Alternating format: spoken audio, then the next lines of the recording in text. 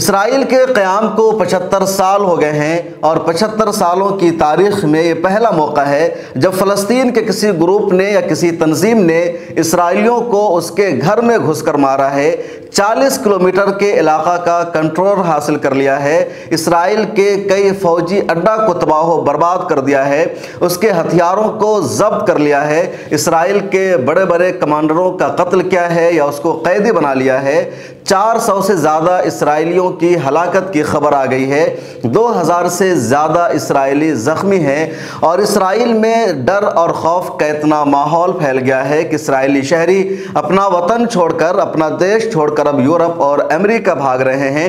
Airport کی video سامنے آ رہی ہے جہاں لمبی لمبی لائنیں لگی ہوئی ہے۔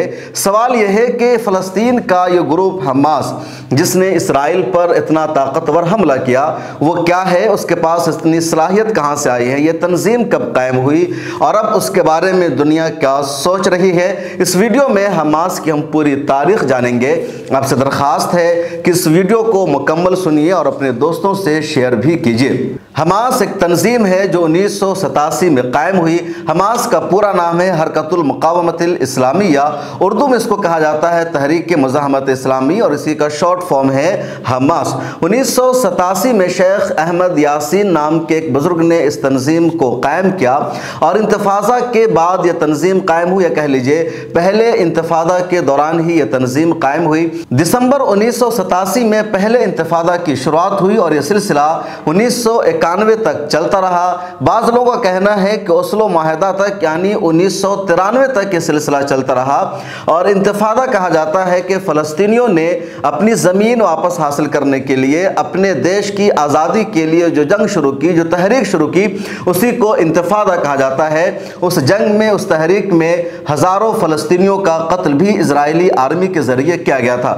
بہرحال اسی تحریک کے دوران شیخ احمد یاسین نے 1987 میں حماس کی بنیاد ڈالی، یعنی حرکت المقاومت الاسلامیہ کی، اور اس کا 2 سیشن بنایا گیا، 2 گروپ میں اس کو تقسیم کیا گیا۔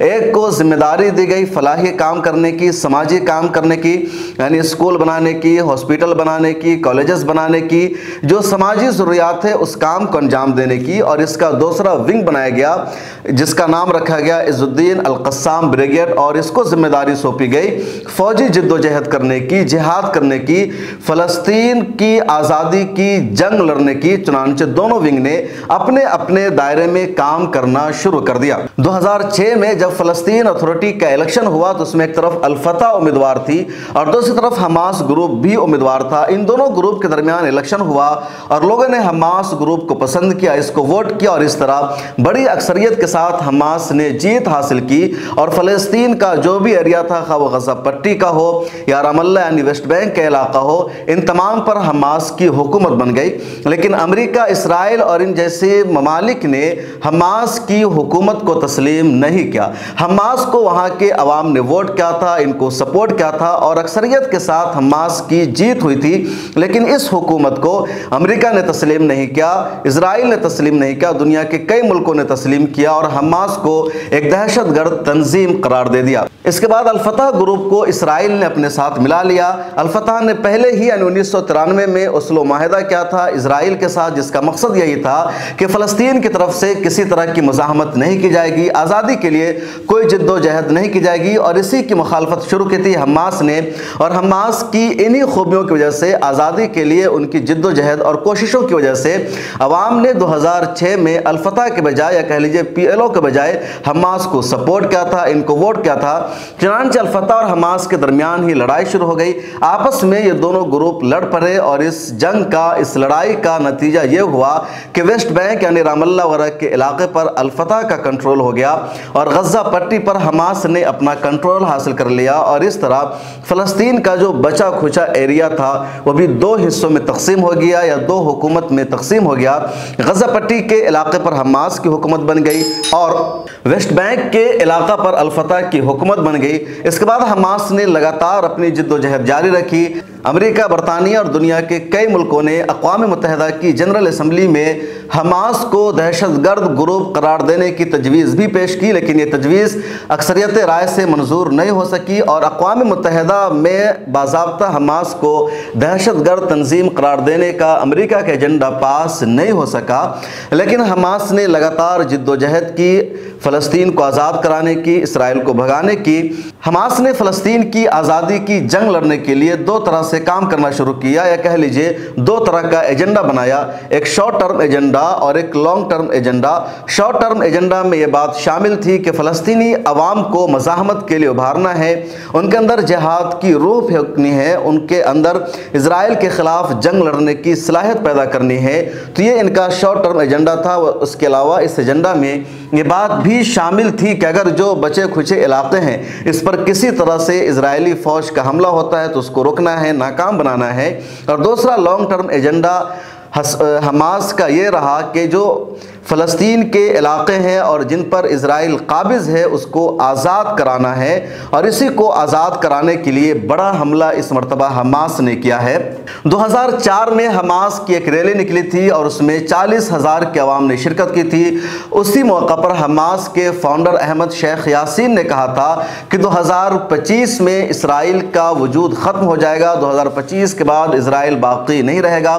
2004 میں اسرائیل کے سابق وزیراعظم ایریل شیرون کے حکم پر حماس کے فاؤنڈر اور بانی شیخ احمد یاسین کا ایک حملہ میں قتل کر دیا گیا تھا۔ حماس کے قیام کے بعد اس کا شروع میں دفتر اردن میں تھا جب تک شاہ حسین کی وہاں حکومت تھی، لیکن جب ان کے بیٹے عبداللہ وہاں کے حکمراں بنے، ان کی بیٹی ایک انگریز خاتون تھی، چنانچہ حماس کے دفتر کو وہاں سے ختم کر دیا گیا۔ حماس کو اردن میں رہنے کی اجازت نہیں دی گئی۔ اس کے بعد حماس کو قطر نے ٹھکانہ دیا اور اس وقت حماس کا دفتر بھی قطر میں موجود ہے، اور حماس کے جو بڑے بڑے رہنما ہیں وہ اس وقت قطر میں مقیم ہیں، جیسے اسماعیل ہانیہ اور ان کے دوسرے رہنما۔ قطر کے علاوہ ایران ان ملکوں میں شامل ہے جو سب سے زیادہ حماس کو سپورٹ کرتا ہے، ہر طرح کی مدد فراہم کرتا ہے، خواہ وہ ٹیکنالوجی کا معاملہ ہو، ہتھیار کا معاملہ ہو یا پیسوں کا معاملہ ہو۔ حالیہ جنگ کے دوران بھی القسام بریگیڈ کے ترجمان ابو عبیدہ نے اقرار کیا ہے کہ ہم ایران کے شکر گزار ہیں جنہوں نے ہماری ہتھیار کے ذریعے مدد کی، ٹیکنالوجی کے ذریعے مدد کی، پیسہ کے ذریعے مدد کی، اور ہمیں اس قابل بنایا کہ ہم نے اسرائیل کے خلاف اتنا طاقتور حملہ کیا ہے۔ ترکی بھی ان ملکوں میں شامل ہے جو لگاتار حماس کو سپورٹ کرتا رہا ہے۔ اس وقت ترکی کے صدر رجب طیب اردوغان کا ایک ٹویٹ بھی وائرل ہو رہا ہے۔ یہ ٹویٹ حالانکہ 2018 کا ہے، جس میں انہوں نے کہا تھا کہ حماس دہشت گرد تنظیم نہیں ہے بلکہ وہ اپنے آزادی کی جنگ لڑ رہی ہے، فلسطینی دہشت گرد نہیں ہیں بلکہ وہ اپنے آزادی کی جنگ لڑ رہے ہیں۔ یہ بات اسرائیل کو یاد رکھنا چاہیے اور پوری دنیا حماس کے ساتھ ہے، کیونکہ حماس اپنی زمین کو واپس لینے کی لڑائی لڑ رہی ہے۔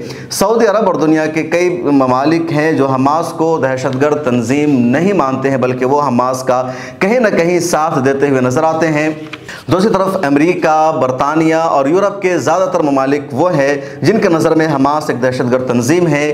چین ان ملکوں میں شامل ہے جو حماس کو سپورٹ کرتا ہے اور چین نے کبھی بھی حماس کو دہشت گرد تنظیم قرار نہیں دیا ہے۔ روس کا حالیہ موقف بھی سامنے آ گیا ہے جس میں روس نے کہا ہے کہ حماس کا جو موقف ہے وہی صحیح ہے اور فلسطین کو بھی ایک آزاد ریاست کا درجہ ملنا چاہیے اور 1967 کی سرحدوں کے مطابق فیصلہ ہونا چاہیے۔ اس ویڈیو میں اتنا ہی۔ حماس کے تعلق سے آپ کو یہ جانکاری کیسی لگی کمنٹ سیکشن میں ضرور لکھ کر بتائیے۔ ملت ٹائمز کو آپ کی ضرورت ہے، ہماری آپ مالی مدد کریں۔